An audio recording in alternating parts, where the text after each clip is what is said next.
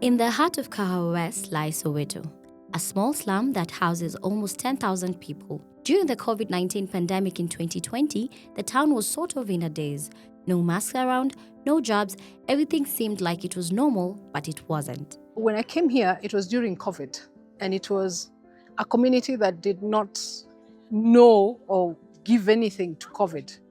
There were no masks, there was nothing. So we started by doing a feeding program for the kids. After that, the Safaricom Foundation floated to the staff about the Pamoja, and I applied for a few things for empowerment here, because one of the things that is very predominant here is lack of jobs, ladies using their bodies to get food.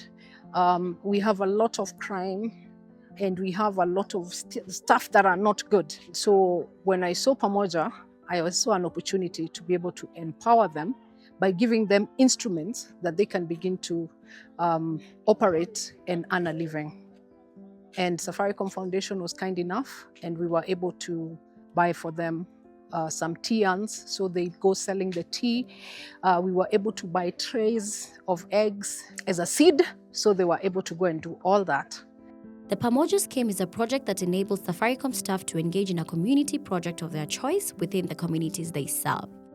Even after supporting the slum through Pamoja, one major essential still lacked in the community, and this led to Nancy's next big project. I could see a lot of people buying water from out of the place, and so I needed people to get water. But honestly, it never crossed my mind that that was the next big project that we're going to do. So one day, I was called by my same friend, and he called me and said, there's some 2 people here from Water is Life, and they would like to do something. There's a project they want to do, but however, because of their color, the Muzungu, they were not going to have it easy coming in here, because this is a community that's very close-knit. And so I was called because they were told there's a lady who already has embedded herself, and she's already in this community. I never knew there was water beneath me. So when that happened, I saw the borehole, and we came down, we went to have enough meetings, and then we agreed this is the project we want to do. So we went ahead and called Davis and Shirtliff. They came and did their survey. We called the water people. They came, they checked whatever it is they needed to check, and also the alkaline of the water. The borehole was stagnant for 60 years. 60 years was a long time. And so for 3 weeks, we were able to bring the borehole to life. What happened after that is people came to shower in clothes.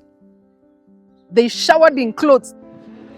We were able to pump the water into Mwamko Children's Home, and we were also able to pump the water to Kahawa West Primary, and we were also able to pump the water to the hospital, the Kahawa West Hospital. We used to have a big challenge for collecting some water, going like 2 kilometers to collect some water up to here. And through Water is Life and also through Nancy, we are able to have some water. And at least now we are able to clean the houses, to cook with the fresh water and also to drink fresh water. Hii project ya maji imenisaidia sana kwa sababu hata nikienda pale hata maji siuziwi. Kwa hivyo hata mimi nikipelekea mtu hata siwezi mgonga sana, namuzia tu kozi nimepewa, namuzia ndio kidogo. Despite the good initiative, Nancy faced some challenges in her project. The challenges initially, before we understood that we have to go through the government, that for us was a challenge because at some point I came to do something and I was stopped. And I was like, oh, okay.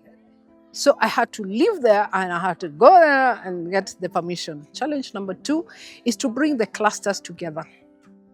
If you don't get to know who runs the place, meaning you need to have coaches to tell you what's happening within the place and speak to the right people.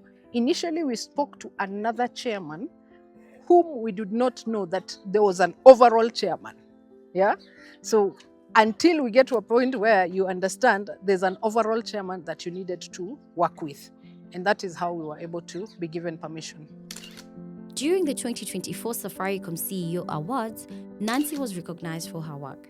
in December, I was, my name was called out as a winner. I don't know whether it's a winner or the awards night, my name was called out. Honestly, I don't know whether I expected it or not. I was there to celebrate all the other people who are getting the awards. And so when my name was called out, I could hear the story.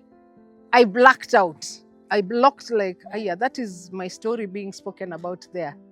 And just to hear that story being re-said there, that made me feel very good. It made me feel good.